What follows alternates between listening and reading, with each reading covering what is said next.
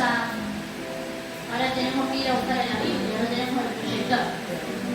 Vamos a Mateo 25. 25.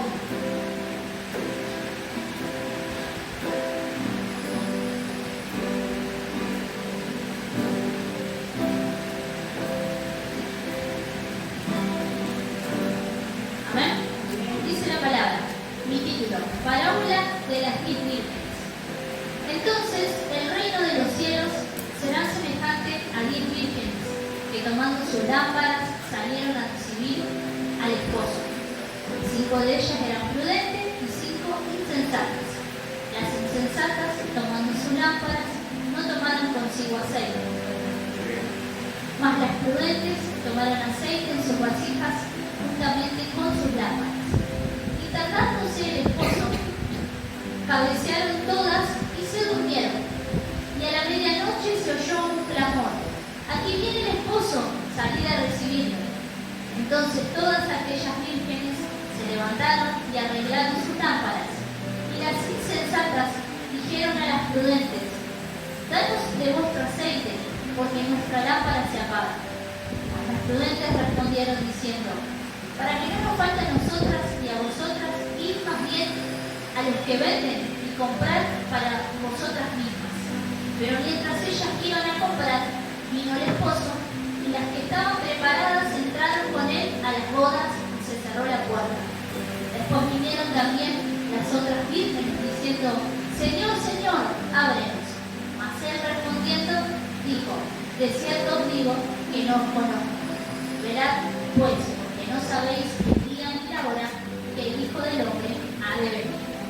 Hasta ahí. ¿Qué secuencia donde nos hace reflexionar? Porque uno dice, si se pone a pensar en el lugar de las insensatas, dame un poquito de tu aceite. ¿Qué te cuesta? Dame un poquito, ve que yo no tengo. Y uno dice, qué mala que fueron las otras, no le dieron el aceite. Pero si uno se pone a pensar y se pone del lado de las que guardaron el aceite, de las que se prepararon, uno dice, ¿por qué yo tengo que dar mi aceite? Si ella también podría haber hecho lo mismo. Y esta es una palabra donde nos hace reflexionar, donde hay dos grupos de personas, de mujeres, donde una, yo lo entendía de esta manera, una deja que el Señor ore, donde va a la oración, donde, como decía Betty, va a la palabra, donde todos los días de a poquito va llenando esa lámpara.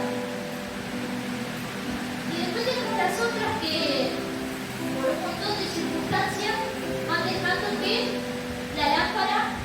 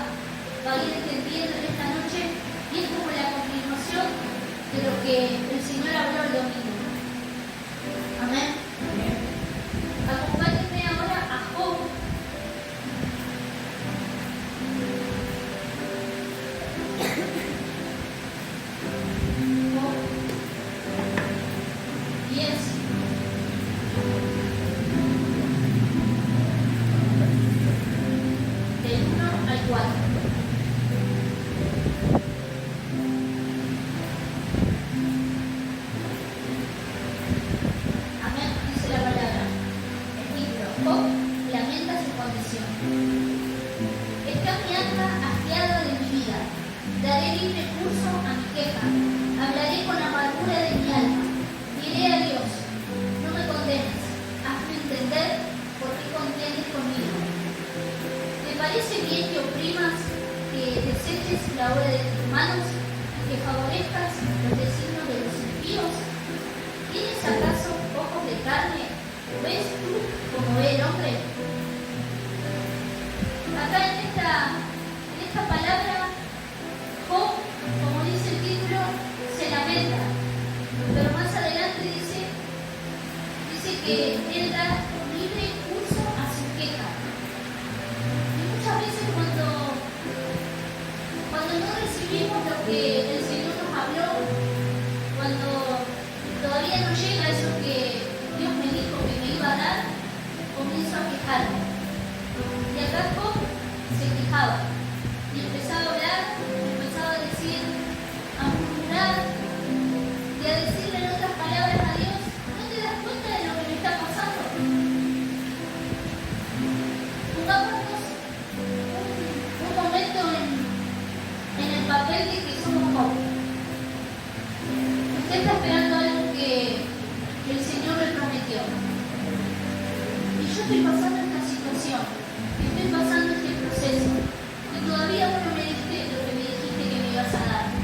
Y empezamos a quejarnos, empezamos a hablar. Job estaba pasando una prueba, pero lo que yo entendía y entiendo a través de la palabra es que los procesos son necesarios. Es necesario que el Señor trabaje en nosotros. Es necesario que nuestro carácter sea transformado. Porque si el Señor no cambia mi carácter, no puedo reflejar a Cristo. Si Él no me moldea, como decía Leticia hoy, no se va a ver Cristo en mí. Se va a reflejar mi forma de ser, se va a reflejar mi manera, y se tiene que ver a Cristo en mí. Amén. Y mira lo que Job estaba siendo procesado. Muchos conocen la historia de Job, pero en medio del proceso él nunca desistió. Aunque vino uno, aunque vino otro, aunque vino otro. Y hoy te quiero decir eso, que podemos estar en medio de las circunstancias y las circunstancias difíciles, pero no bajes los brazos, no claudiques al llamado, a lo que Dios depositó en vos. Porque mira lo que pasó acá en la vida de Job, 42:10. El título dice, restauración de la prosperidad de Job. Y quitó Jehová la aflicción de Job, cuando él hubo orado por sus amigos, y aumentó al doble todas las cosas que habían sido de Job. Y vinieron a él todos sus hermanos y todas sus hermanas y todos los que antes le habían conocido, y comieron con el pan en su casa, y se condoleron de él, y le consolaron de todo aquel mal que Jehová había traído sobre él. Y cada uno de ellos le dio una pieza de dinero y un anillo de oro. Y empieza a relatar la palabra. Y bendijo Jehová el postrer estado de Job, más que el primero, porque tuvo 14.000 ovejas, 1.000 camellos, 1.000 yuntas de bueyes y 1.000 asnas. El proceso Job lo tuvo que pasar. Inevitablemente nosotros el proceso lo tenemos que pasar. Somos nosotros los que decimos hasta cuándo es el proceso. Porque si yo acepto que necesito cambiar, que mi vida tiene que cambiar, no le digo que va a ser más fácil el proceso, pero va a ser diferente, porque voy a tener una actitud distinta ante la circunstancia, ante lo que me está pasando.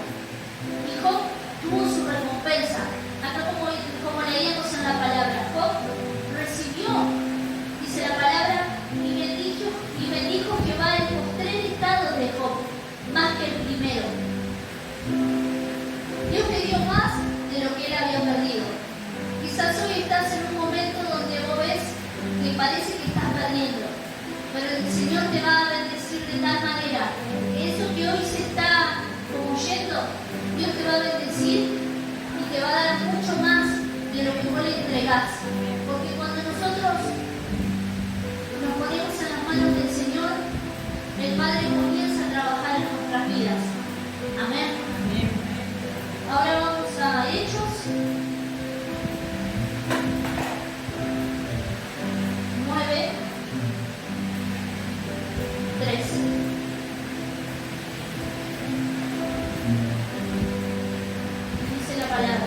conversión de Saulo.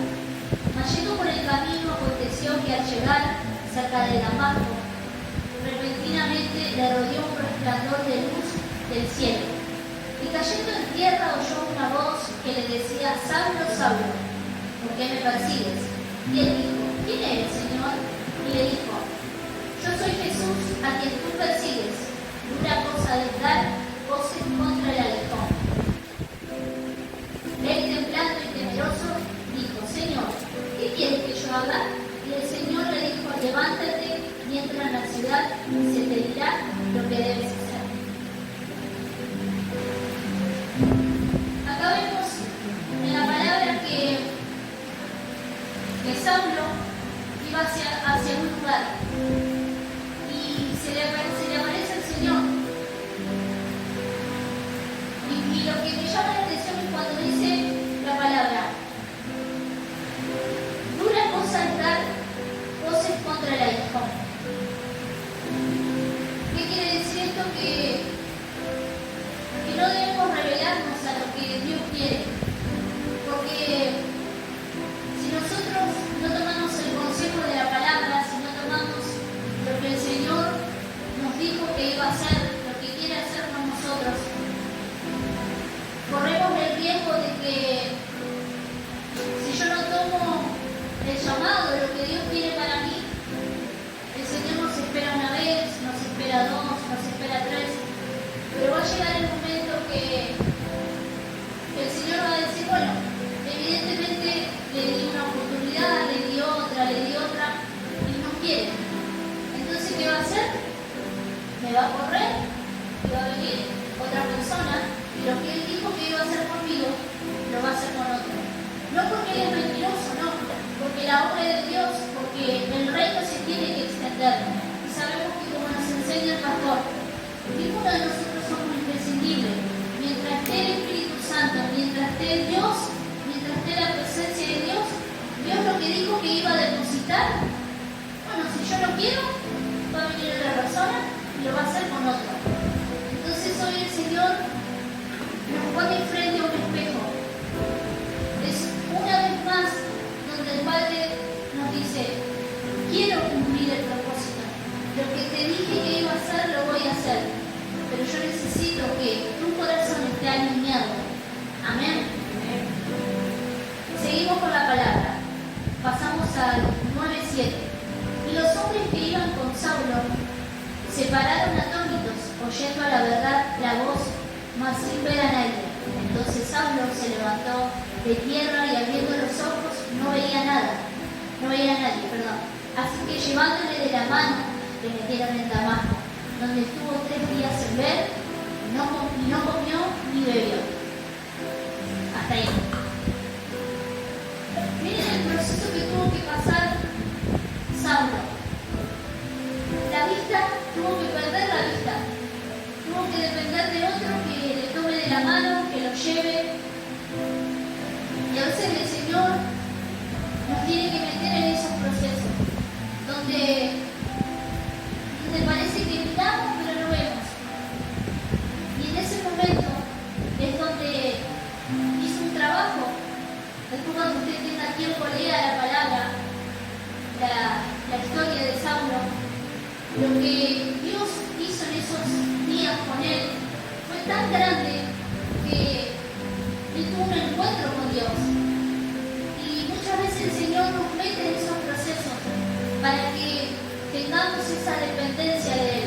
Porque en el medio de los procesos es cuando comenzamos a despojarnos del orgullo, comenzamos a despojarnos de la soberbia, comenzamos a darnos cuenta que nosotros sin Cristo no somos nada. Que si Él no nos da vida, nosotros mañana cuando podemos no despertarnos, si Él nos quiere. Todo lo que tenemos es por su misericordia. Entonces, el proceso que es necesario en nosotros, porque en medio del proceso yo comienzo a humillarme delante de la presencia de Dios. Mi vida es cambiada, mi vida es transformada. Amén. Seguimos acá en el 13, dice: entonces Ananías respondió: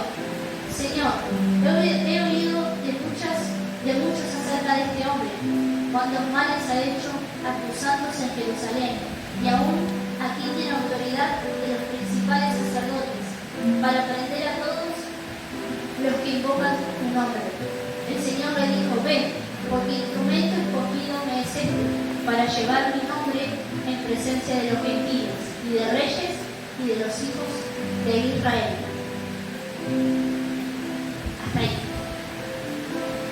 Yo leí esta palabra y entendía que el Señor en esta noche nos dice a cada uno de nosotros: ve, porque instrumento, cada uno de nosotros somos ese instrumento, somos escogidos en sus manos. Porque instrumento escogido me es este, para llevar mi nombre en presencia de los gentiles. Vos sos un instrumento, yo soy un instrumento en las manos de Dios. Fuimos escogidos con una asignación específica. Hay algo que Dios depositó en tu corazón que yo no puedo hacer, lo que Dios ya depositó en vos, porque a vos te quiere usar. Esta es la noche donde como dice la palabra, acá, dice: porque instrumento escogido me es este. Vos sos un instrumento en las manos de Dios. Y hoy el Señor quiere llenar tu vida a través del Espíritu Santo. La palabra acá yo entendía que fue tal la comunión, fue tal la presencia que se derramó en ese lugar que Saulo fue transformado. Y cuando nosotros estamos en ese momento con el Padre, nuestra vida es transformada. Comenzamos a ser diferentes después que estamos con Él.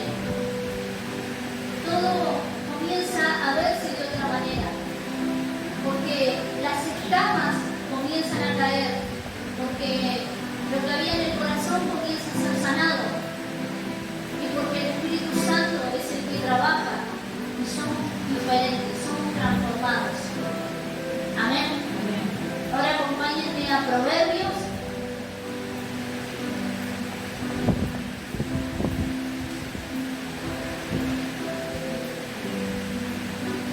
4:20, y dice la palabra: sobre toda cosa guardada, guarda tu corazón, porque de él mana la vida. Aparta de ti la perversidad de la boca, y aleja de ti la iniquidad de los labios. Tus ojos miren lo recto, y diríjanse tus párpados hacia lo que tienes delante. Examina la senda de tus pies, y todos tus caminos sean rectos. No te desvíes a la derecha ni a la izquierda. Aparta tu pie del mal. A través de la palabra, el Señor hoy nos habla y nos dice que los procesos son necesarios. Porque le decía que tenía que ver con la palabra que se compartió el día domingo, porque es como una continuación. Los procesos son necesarios, porque en medio de los procesos nosotros tenemos la madurez para poder recibir aquello que el Señor tiene. Porque si el Señor no nos procesa, cuando Él nos entrega algo en nuestras manos y tenemos un espíritu incorrecto, no vamos a poder valorar lo que Él nos entrega.